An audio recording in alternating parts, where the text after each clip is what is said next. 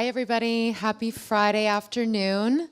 Thank you for taking the time to join myself and our experts here on the future of customer loyalty powered by Web3. I think many of us agree it might be the strongest use case within the consumer market for Web3 tech.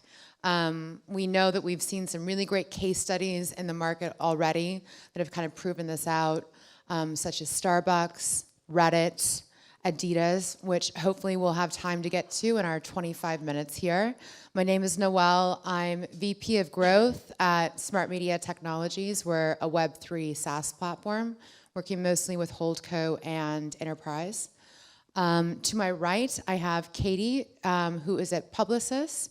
And she is the global head of innovation and also the managing director of Futurescapes, which is their ad tech, martech center of excellence.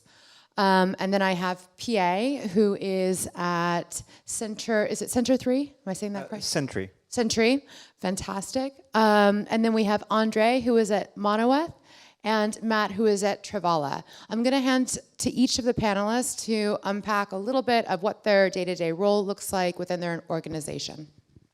Thanks very much. So as Noelle said, I'm Katie Hudson. So I work for Publicis, which is one of the largest holding companies for advertising in the world. So we have parts of our business that work on creative and content and production of different assets, but we also own bits of our business that put together all the different kinds of technology, like you referred to ad tech and martech. So the advertising and marketing ecosystem is incredibly complex, very fragmented already, and now we're adding a Web3 technology layer to that. So our business kind of tries to cover the full gamut of a variety of different things that our customers might need, but I'm also responsible for all of our global partnerships with folks who are specialists in different Web3 disciplines. Our team also focuses on a variety of other kind of emerging areas that are influencing advertising, including gaming is becoming a bigger and bigger thing that a lot of advertisers, brands, retailers are becoming aware of as where eyeballs are going. And certainly everybody's asking about AI this year, so sorry to drop that word into the conversation that everybody's probably tired of hearing, or that phrase. But you know, we kind of do everything around trying to help our internal folks and our customers understand what the implications of all this change are, and then help them to activate doing amazing, cool stuff with the tech. So my name is PA. It's the second time I speak at Zebu. Super happy to be back. And I co-founded Sentry, so that's on-chain loyalty programs for brand, and I also run TuesDAO in London, which is a Web3 community, which I invite you to join if you are in London. That's tuesdao.xyz. Thank you. My name is Andrej. I'm founder and CEO of Monita, and we are one of those rare projects since ICO times that survived and kicking. And what we do in the essence, we help users to extract value from their data. And yeah, so it's kind of an interesting model, combining affiliation, cashback, and loyalty and engagement. So that's why we're here. I'm one of the founders of Travala. So Travala is an online travel booking marketplace where you can book hotels, flights, accommodation. We also have a concierge service where you can book super yachts, private jets, whatever you want with crypto. We also accept normal payment methods as well. We have over 500,000 users in our loyalty program. And yeah, that's why I'm here to talk to you about that today. Super. So I couldn't help myself with the experience and expertise that we have on this panel to talk about ad tech and martech and how that can all kind of ladder back to loyalty. So as we know with Web3, taking back control of your identity, your data, how it's shared, and being able to have a decision over who you're sharing your data with the idea that you'll be sharing your data in turn for utility benefits access. So Katie, can you give us a little bit of an insight, like what's the conversations that you're having in the center of excellence around this, and where do you think it's all going? Yeah, well, certainly we spotted early that loyalty was going to be a really important part of it, but also that there were shifts already going on in the ad tech space around moving away from cookies and people having more of a sense of self-sovereignty over their data and privacy, and that Web3 was kind of a perfect answer around all of those things. So for a long time we've been kind of thinking about privacy by design, to use a kind of I like term that. common in the industry. But really thinking about where regulation might go in this space, but also where consumer preference is going to go, and understanding that people are starting to see a lot more personal value in their data, and actually they want something back for it. They don't want to just give it away to a brand and have a brand behave as though they own that data and it's theirs now, like they own a chunk of you.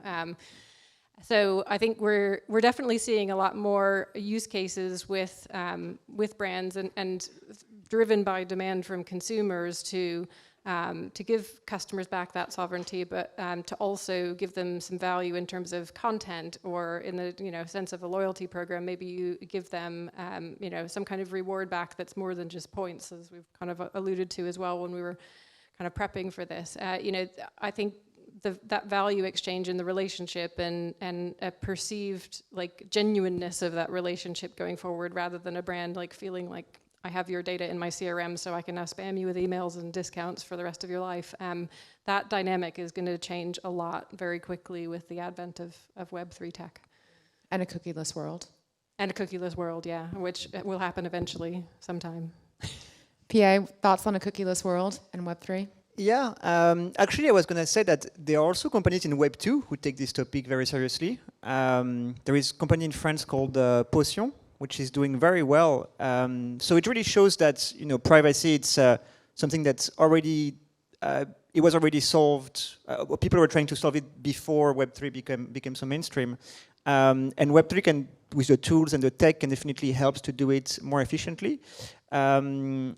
But yeah, I agree with everything you said. The only thing I think I could add is the fact that there are some companies that are not Web3 that also doing some very interesting work on the topic, just giving back power to the users, even the one that don't have wallets or don't know what Web3 is. So not very knowledgeable on the topic yet, but can still take back their data and have the control over it.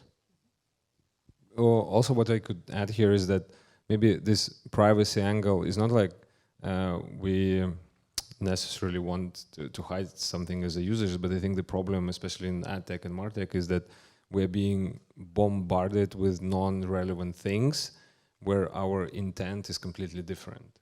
So, and with this proper and more fair exchange and direct exchange between consumer and the brand, this is where the relevance steps in.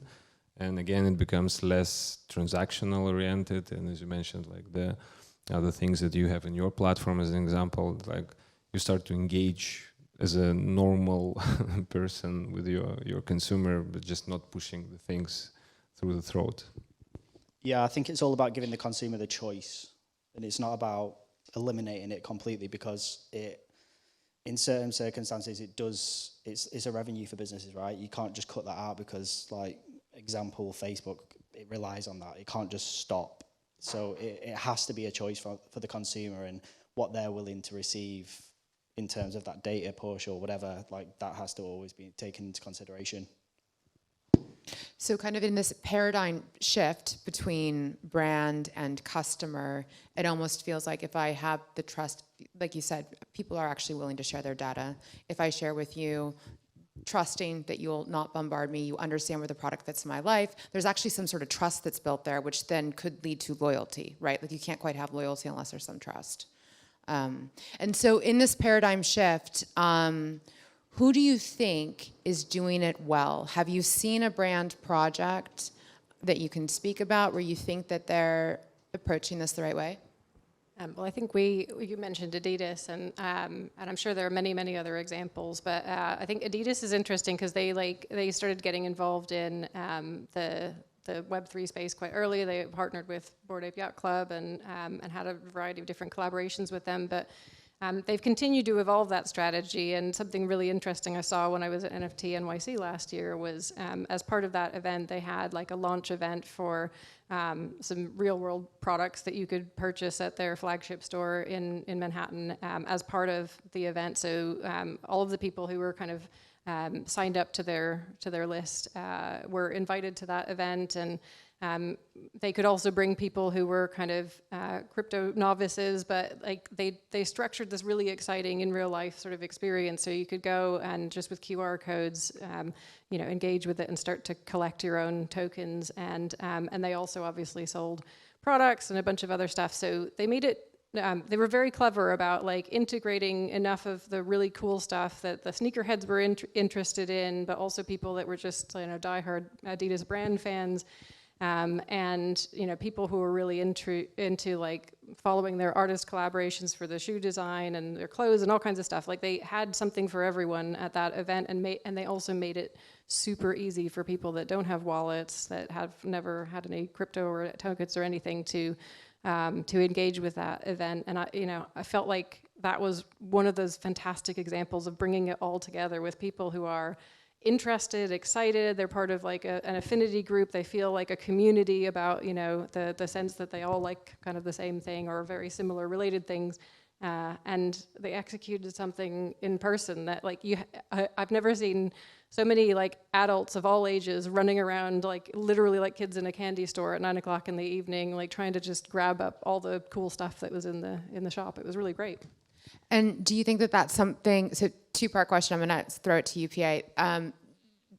Is that something that they were excited about because it was Web3 powered? Because I thought that what they were collecting would go up in value. So one thing that I get asked a lot, and we were just speaking about, is, so why do I need Web3 for my loyalty program? How's it different? That's a very good question. I think it's solving, it's finding a solution to a problem that doesn't already exist, if you really think about it, because membership programs have been here for so many years, right? And on top of that, it also creates more problem for those brands, because now they need to think about wallets, right? Which is super complicated because most people can't have wallets because they can't have those 12 words. It's just not working, right? So then they need to have non-custodial solution. So they need to work with a third party. But then if they need to work with a third party, the brands might be thinking, well, why don't I just work with a third party like I already do that takes care of the membership, right? And it's a very interesting question because one of the fundamental pillars of decentralization is the idea that you have your own key, right? Like you have your wallet. But it has been proven that we cannot expect everyone to have their wallet. It just doesn't work. So then they need to have non-custodial wallet, so they don't have their keys. So then one of the main pillars is not there anymore, right? So from the end user experience, I think it's going to be they're not going to realize there is any change, because the only way they would realize is if they had a wallet, and yeah, they would lose their key. On our platform, we just had passwords, and I think around 30% of people just lose their passwords constantly, not just regular Web2 passwords. And to answer the first question, I think looking at brands that have done successful implementation of loyalty programs on chain, I would talk more about experiment at this stage. I would say locally there are brave brands that are taking the step to try with this new technology and see the advantages, because the technology is superior. This is undeniable. It is cheaper for many brands to have the membership on chain. And then there is so many perks and advantages to be able to transfer, whether it's loyalty points or so on. But I would talk mainly about experiment at this point than proper transformation. Yeah. Andrej, cashback, rewards, that's not new. Do you get asked the question, well, why do I need a Web3 cashback rewards platform? Okay, but I think it's even related to this fact, like why Web3 is that, and why, for example, cashback in our case. So basically, if you want to do it on a single brand level, and you're not ready that your asset is going to be kind of transferable to other brands or other even verticals, then basically you kind of don't need an NFT, and it's more kind of related to the trend and that kind of things. And the same year, like in our case, like with this cashback or points, they are ultimately boring. For SMBs, you cannot provide enough service for the user to collect enough rewarding experience or something. Plus, typically it's about the transactions and so on. But combining it with a wallet, and especially if the user, in our case, can pull and download the important information from Facebook, Amazon, and other history, and provide this information to a smaller brand, then this holistic economy starts working, and this is where Web3 can help. It's like when you want to cooperate, basically, either on a consumer side or together with other brands, and bring in this type of a transparency and openness. Yeah, but you kind of need that interoperability part, and then you need more players.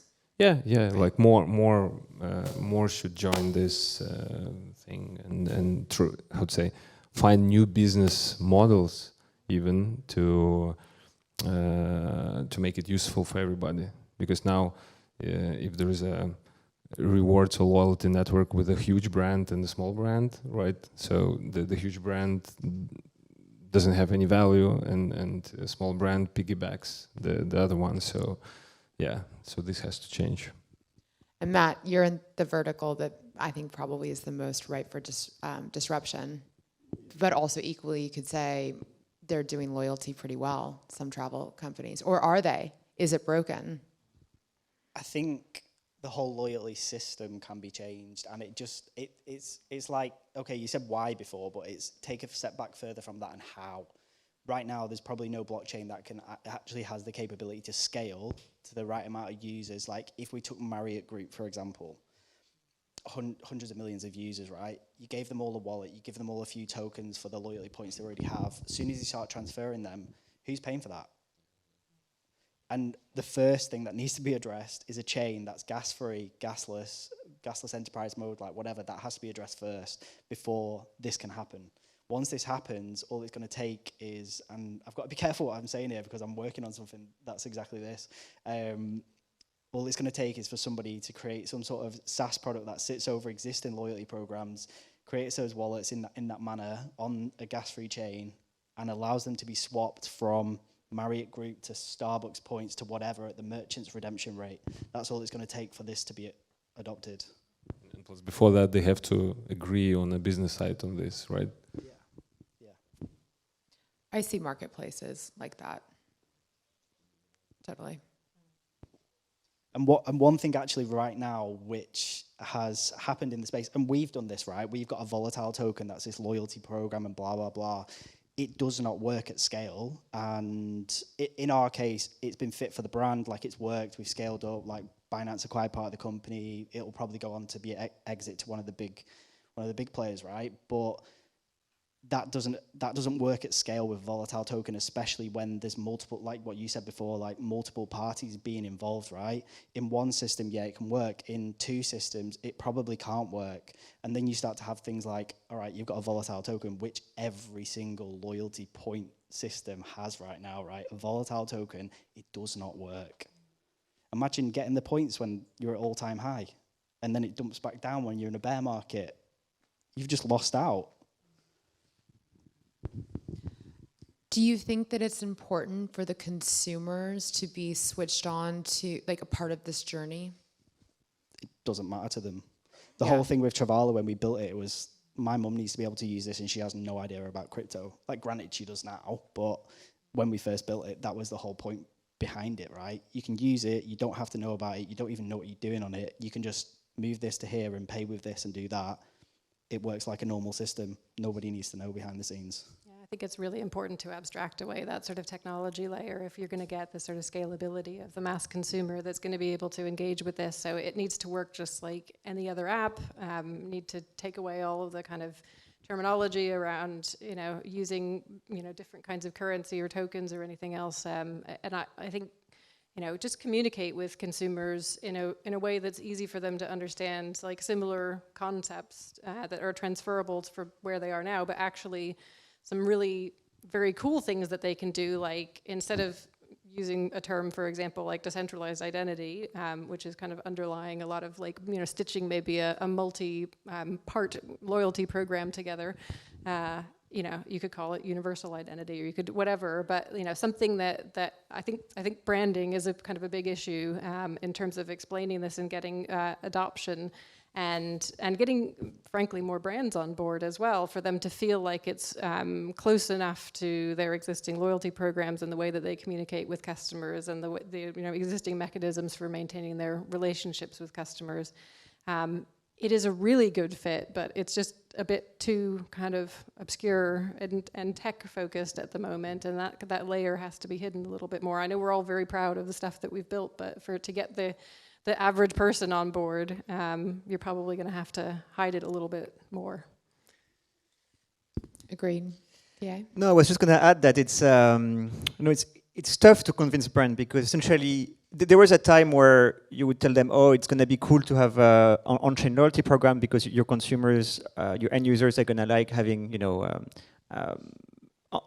their loyalty program on-chain, whether it's token or so on. But now it's more about convincing them that, okay, the end users, they're not going to know the difference, but the return on investment for you is going to be higher than the traditional loyalty programs. But imagine the large brands that have loyalty programs for so many decades, the massive switch it is, the number of people that have to review this switch and say, okay, we're going to stop this membership program, we're going to go everything on chain.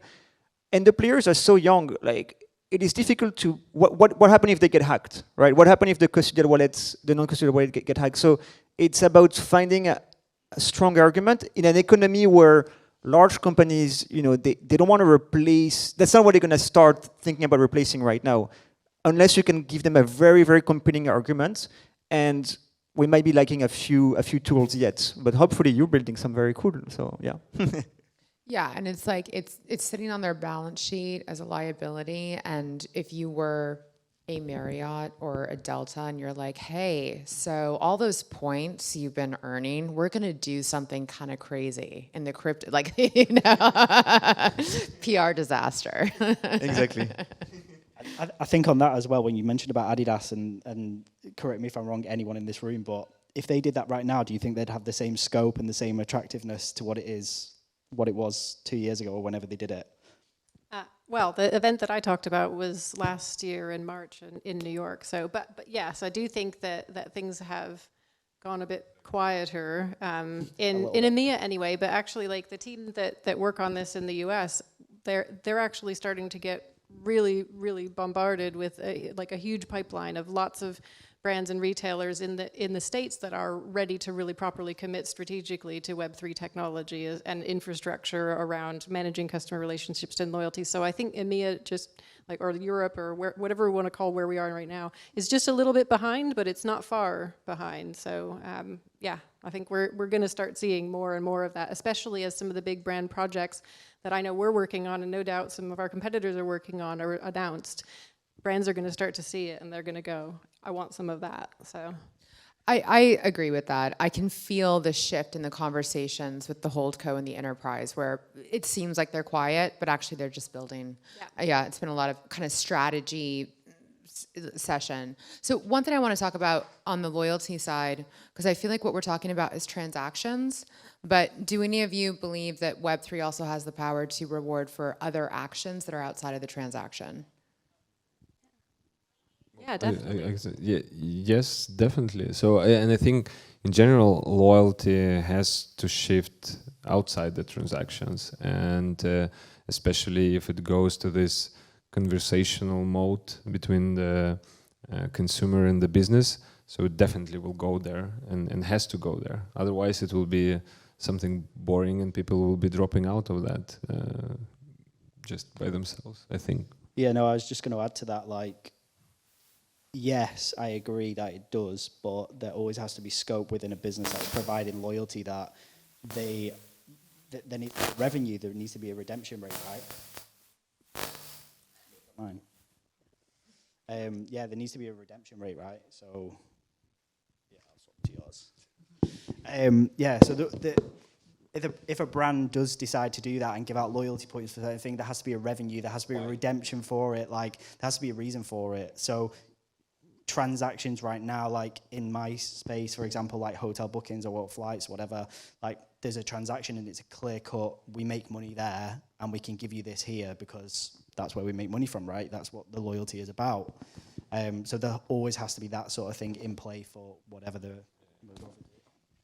Just to add, for example, in our case, what we're trying to add is the reason to give this reward is that to acquire and exchange this information from the consumer, like pull this information with his or her consent, of course, but like from these other platforms where now it's impossible kind of to touch upon.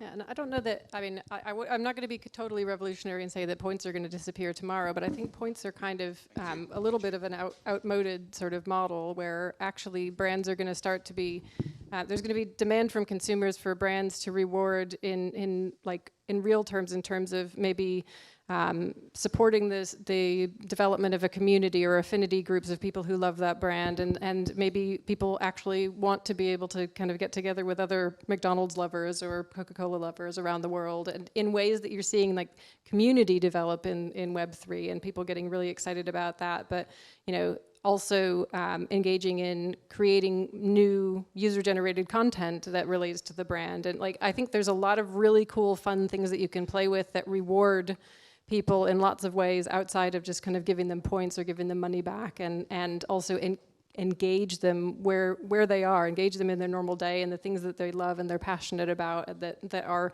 kind of more reflective of that person's full life and their behavior, and which also, like Web3 wallets and tokens and all that kind of information about a consumer tells you more about them, so that you have an opportunity as a brand to respond to that as well. So. Yeah, and I guess to bring it full circle, we started out talking about ad tech. So currently, if I watch your brand video on, Instagram, I don't profit in that. But if we had a direct line and I'm getting some points for watching brand content, for producing content that I might tag you in, right now all I get is a retag or a like if I'm lucky. So then how can those start to get, because loyalty doesn't just start and end with the transaction. I get what you mean. There has to be a business model. There has to be a business model. Someone's got to pay for it, right? But if you're not paying Meta anymore. If I could give a totally different example, which I think is also quite interesting, it's I don't know if there are any sneakerheads in the room, but you look at the Nike app, right, which is not using Web3 as far as I know, at least not yet. So they have those raffles to get those very limited edition sneakers, and to improve your probability of you getting one of the lucky winner to have the right to buy the shoe. Depending on how much you participated in the app, how much you liked their post, commented, and so on, you're much more likely to then be rewarded.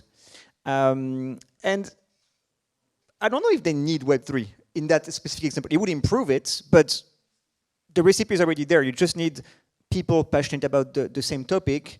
And then maybe for Nike, there can be some economies of scale, or I don't know if they use the technology, what they could really change. But I think it's about looking, okay, what's already working? Who are the consumers that are already loyal to their brands and are looking for those activation points to get rewards that could be improved, rather than thinking, oh, we're going to put Web3 to many loyalty programs and that's going to change something, right? And then I bet we have to wrap pretty soon, but I'd love to talk through Starbucks Odyssey, if you all don't mind, because I think, pretty strong case. And the team behind it, Forum 3, I happen to know Joe, who's one of the co-founders. And just like all things, in this space, it's like a little bit more scrappy than it seems. So I'd love to get just each of you 1 minute to riff on what you think Odyssey does well, where you think that there's still opportunities for them to maybe even up level. Well, I think